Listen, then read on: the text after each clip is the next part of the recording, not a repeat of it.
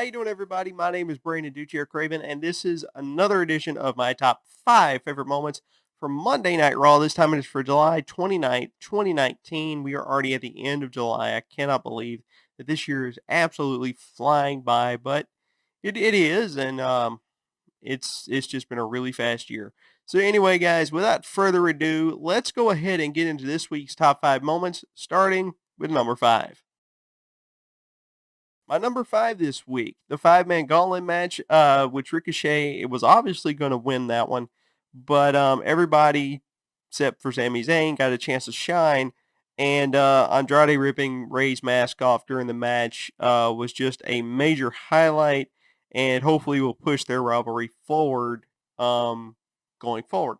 So we'll see what happens there. And it was just a really, really good match. The OC winning the Raw Tag Team titles. It was a great match. Um, it was just an overall great match.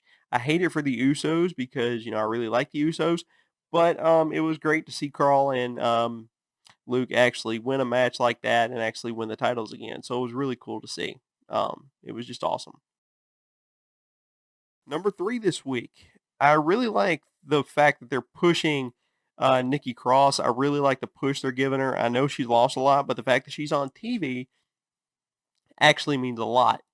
And I really like the fact that they're pushing her as his best friend of Alexa Bliss. I mean, obviously, you see Alexa Bliss is probably going to turn on her eventually, and it'll bring out her crazy side again of Nikki Cross.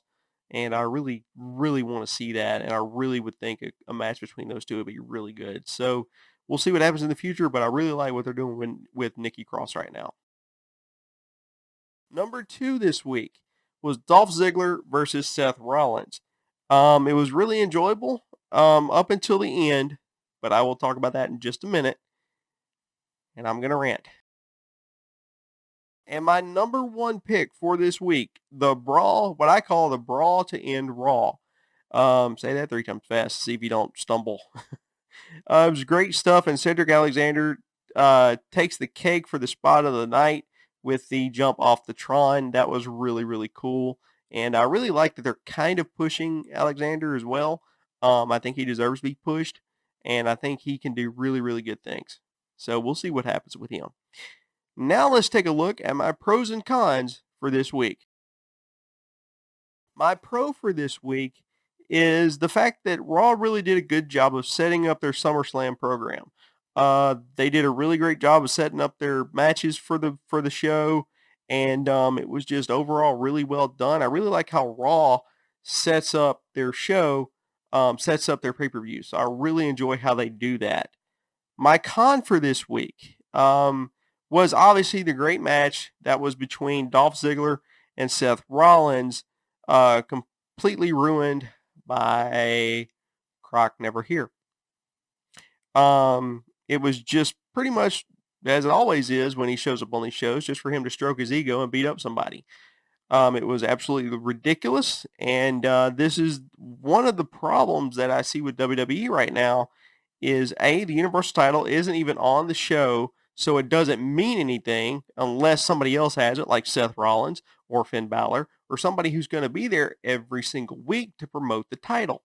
And B, Croc comes in and completely destroys your top talent, like Seth Rollins or Finn Balor or whoever he's in the ring with, while week in and week out, those same guys and girls are there busting their butts with crappy storylines like that, while he can come in whenever he pleases and destroys them.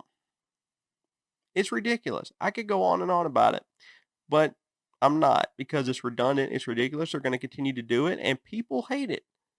Look at the comments on social media. People absolutely hate it. There are a few that like it, but the majority absolutely hate it. They hate a part-timer as a champion. They hate that somebody like Brock Lesnar can come in, destroy the talent that bust their butts week in and week out for that company, and it doesn't even matter when he's there. It's ridiculous. It's stupid. But, they're going to keep doing it.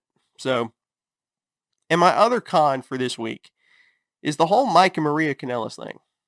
It's gotten to the point that it's just, I'm wondering what in the world is going on. I mean, Maria is now your 24/7 champion. I don't disagree with that. I think it's cool. But it's just the fact that they're making Mike look like a wuss. And, great for girl power and all that, but good grief, man. It's just I don't know how they agreed to that. I really don't.